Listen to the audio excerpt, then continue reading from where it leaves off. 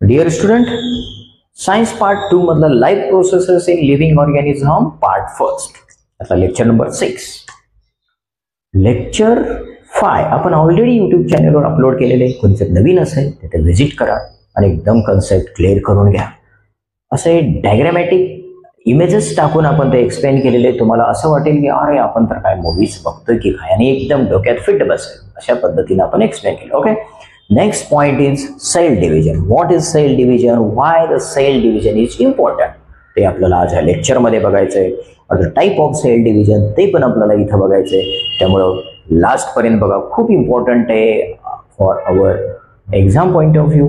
Exam साठी पण important आहे आणि this is a basic thing for 11th आणि 12th साठी बेसिक पण आहे. Okay, then we will start. Why the cell division is important? Cell division important का आहे? आता हे बऱ्याच वेळा आपण बघतो कुठेतरी आपल्याला एखादी जखम झालेली, इंजुरी झाली तर काय होतं? इंजुरी तशीच राहते का? काय नाही, काही दिवसानंतर ते इंज्युअर्ड पार्ट भरतो आणि त्या ठिकाणी स्किन येते. का होतं? Because of cell division. Cell डिव्हिजनमुळे आपल्याला तिथं स्किन येते. आणि आपण बघतो एखादी सीडलिंग आहे, सीडलिंग आपण सॉइल मध्ये टाकल्यानंतर त्याचं कन्वर्ट इंटू प्लांटमध्ये कन्वर्जन होतं. म्हणजे काय होतं? छोटासा सीड आहे, त्याच्यामध्ये त्याची ग्रोथ होते, means growth. Cell division is important the growth and development also. Cell division मुळे ग्रोथ आणि डेव्हलपमेंट सुद्धा होते. आणखी काय त्याच्यामध्ये बघता येईल आपल्याला? Formation of gametes, male gamete, female gamete form होतो. गॅमेट फॉर्मेशन मीन्स रिप्रोडक्शन मध्ये सुद्धा सेल डिव्हिजन इम्पॉर्टंट आहे. हे इम्पॉर्टन्स सेल डिव्हिजनचे इम्पॉर्टंट आहेत. तर आपल्याला बेसिक स्ट्रक्चर ऑफ सेल तर तुम्हाला माहिती, तर डायग्राम दिलेले. Cell means cell membrane, outer covering असेल त्याला सेल मेम्ब्रेन म्हणायचं. Inside the cell membrane nucleus is there. Cell organelles जे आहेत, दुसरे पण सेल ऑर्गॅनल्स आहेत, गॉल्गी ॲपॅरेटस आहे, मायटोकॉन्ड्रिया आहे, असे बरेच सारे सेल ऑर्गॅनल्स आहेत, व्हॅक्युल्स आहे. आणि त्याच्यामध्ये इम्पॉर्टंट पार्ट आहे सेंटरमध्ये nucleus. Nucleus is a important part. न्यूक्लियसच्या आतमध्ये न्यूक्लिओलस असतो. हे एक बेसिक स्ट्रक्चर ऑफ सेल, सेलचं बेसिक स्ट्रक्चर आहे. हे ऑलरेडी आपण कधी ना कधी स्टडी केलेली आहे. म्हणजे आपण 8th मध्ये याच्याविषयी डिटेलमध्ये स्टडी केलेली. सेल काय, सेल ऑर्गॅनल्स काय 7th मध्ये पण बघितलेले. त्यामुळे याच्यामध्ये खूप डिटेल्समध्ये नाही जायचे. Okay, next one, each and every cell. तर आपण ह्युमन बिंगचा जर विचार केला, आपण स्टडी केली, each and every cell having 46 chromosomes. 46 chromosomes असतात. आणि त्याचं पेअरिंग मध्ये केलं 23 पेअर ऑफ क्रोमोझोम्स. किती? 23 पेअर ऑफ क्रोमोझोम. 23 पेअर मध्ये असतात. 23 पेअर पेअरिंग म्हणजे जोडीमध्ये 23 ची डबल केली किती होतात? 46. मीन्स ह्याला काय म्हणायचंय? 2n. 2 डबल पेअरिंग साठी यूज करायचं. n means number of chromosomes. अशा पद्धतीने स्टडी केला. 2n असेल तिथं डिप्लॉइड म्हणायचंय, आणि जिथं फक्त n असेल त्याला आपण हॅप्लॉइड म्हणायचं. दोन्ही मधलं कन्सेप्ट पहा. n means haploid only 23.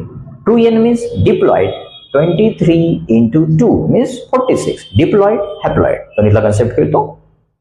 Diploid means 2n number. Haploid means only n. n means number of chromosomes. Clear असेल? स्ट्रक्चर आहे.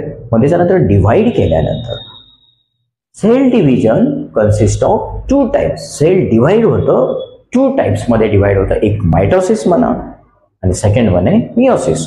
असे 2 कॅटेगरीमध्ये सेल डिव्हिजन होतं. इथपर्यंत सिंपल असेल. तर पुढे आपल्याला त्यामध्ये काही डिफरन्शिएट पॉइंट बघायचे मायटोसिस आणि मियोसिस मध्ये, वन बाय वन.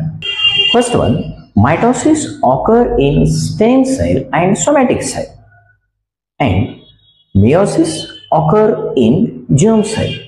म्हणजे काय? सोमॅटिक सेल काय, स्टेम सेल काय, जर्म सेल काय माहित नाही ना? हे पहा, जे याच्यामध्ये जे मायटोसिस मध्ये जे सोमॅटिक सेल्स असतात, somatic cells means general body cells. आपल्या बॉडीमध्ये जिथं जिथं सेल आहे, जसं ब्रेन मध्ये, स्टमक मध्ये, लिव्हर मध्ये, पॅनक्रियाज मध्ये, इंटेस्टाईन मध्ये, जिकडे जिकडे जेवढे काही कॉमन सेल्स असतात, जनरल सेल्स असतात, त्याला काय म्हणायचं? Somatic cell. क्लिअर आहे? Somatic cells means general body cells. आपल्या बॉडीमध्ये जनरली जे काही सेल्स असतात त्याला सोमॅटिक सेल म्हणायचं. नेक्स्ट वन जो दिलेला आहे stem cell. Stem cells have ability to repair the injured part. आपल्या बॉडीमध्ये कुठे इंजुरी झाली असेल तर इंज्युअर्ड पार्टला रिपेअर करण्याची ॲबिलिटी कोणाकडे असते, स्टेम सेलकडे असते. They are located inside the bone marrow. हे बोन मॅरो मध्ये वगैरे असतात. सिंपल आहे. सोमॅटिक सेल आणि स्टेम सेल दोन्हीचा डिफरन्स मी सांगितलेला आहे. Simple. Next one, meiosis occur in germ cell सांगितलेले आहे आपण. त्यामध्ये बघा जर्म सेल्स काय असतात. Germ cells means reproductive cell. Reproductive cells means they produce gametes. कुठले गॅमेट्स फॉर्म करतात, male gamete and female gamete. Male gamete sperm, female gamete egg cell. अशा पद्धतीने जे फॉर्म करतात आणि सेक्शुअल रिप्रोडक्शन मध्ये इम्पॉर्टंट आहेत male gamete and female gamete. मेलचा गॅमेट स्पर्म, फिमेलचा गॅमेट एग जेव्हा कंबाईन होतात then form zygote. Zygote formation होतो आणि तिथून न्यू बॉडी फॉर्म होते, जसं आपल्या आई वडिलांपासून आपण प्रोड्यूस झालो. ओके.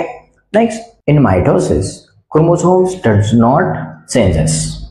जेव्हा डिवाइड होतं, जे पॅरेंट सेलमध्ये जे क्रोमोझोम्स आहेत तेच डॉटर सेलमध्ये क्रोमोझोम्स असतात. म्हणजे diploid remains diploid. What is diploid? आताच आपण बघितले 2n number become 2n.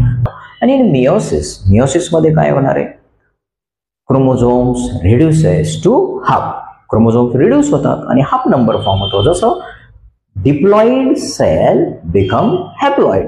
Diploid cell असेल तर त्याचं हॅप्लॉइड मध्ये कन्व्हर्जन, तर 2n असेल तर n नंबर फॉर्म होतात.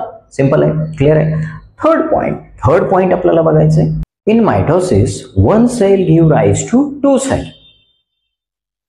One cell give rise to two cell, and in meiosis one cell give rise to four cell. Simple है, एकदम सिंपल है ना. And last one, mitosis is essential for growth and development. बघितलेली आपण, body develop होते, grow होते, छोट्या बाळाचा मोठा बाळ होतो. ग्रोथ अँड डेव्हलपमेंट मध्ये इम्पॉर्टंट आहे काय, mitosis. And meiosis important in formation of gametes. Gametes form होणार. गॅमेट्स फॉर्म झाल्यानंतर न्यू ऑर्गॅनिझम पण फॉर्म होतो. गॅमेट्स बघितलेले आपण, male gamete, female gamete, sperm, egg cell mix together to form zygote. Zygote पासून एखादी बॉडी व्हायला स्टार्ट होते आणि न्यू ऑर्गॅनिझम फॉर्म होतो. क्लिअर असेल. हा याच्यामधला डिफरन्शिएट पॉईंट आहे. एक्झाम मध्ये तुम्हाला डिफरन्शिएट पॉईंट पण येऊ शकतात. नेक्स्ट वन आपल्याला मायटोसिसचे स्टेप्स आणि मिओसिसचे स्टेप बघायचे. Mitosis completed in two stages, karyokinesis and second one is cytokinesis. आणि तसं जर आपण मिओसिसचं बघितलं, meiosis completed in 2 stages, meiosis first and meiosis second. हे डिटेलमध्ये आपल्याला नेक्स्ट लेक्चरमध्ये बघूया. Okay, thank you so much, keep watching.